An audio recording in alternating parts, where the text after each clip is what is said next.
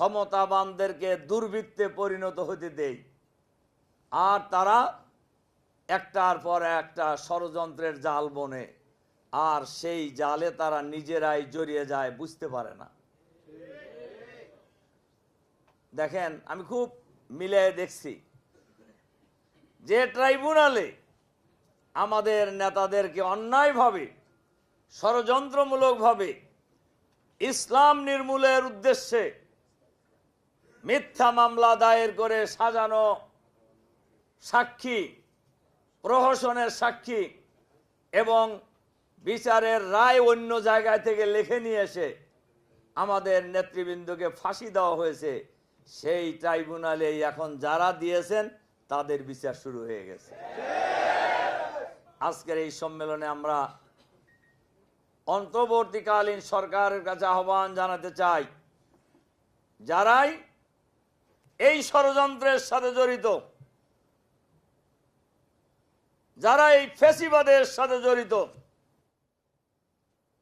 তারা বাংলাদেশে থাকুক আর বিদেশে থাকুক, যেখানেই থাকুক না কেন, তাদেরকে গ্রেপ্তার করে ট্রাইব্যুনালে বিচারের মুখোমুখি করতে হবে। এটা বাংলাদেশের শুধু জামাতের লোকদের দাবি না, এ দাবি বাংলাদেশের এখন 18 কোটি মানুষের দাবি।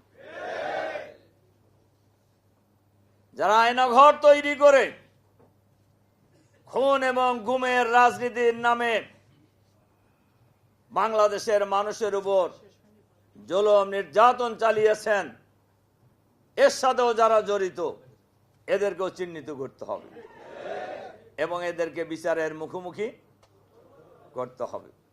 ভোটার তালিকা হচ্ছে, আপনারা জানেন, আমরা আগেও বলেছি, আওয়ামী লীগের আমলে 2 কোটি ভুয়া ভোটার বানানো হয়েছে।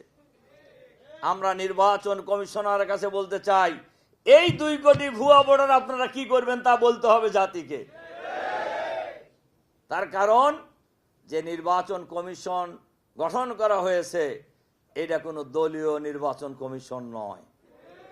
হাজার হাজার মানুষের রক্তের বিনিময়ে অর্জিত যে ফ্যাসিবাদ মুক্ত বাংলাদেশ, সেই বাংলাদেশে নির্বাচন কমিশন। কাজে আওয়ামী লীগের ভোটার তালিকা অনুযায়ী সামনের ভোট নির্বাচন করার কোনো সুযোগ নাই। ফ্রেশ ভোটার তালিকা করতে হবে।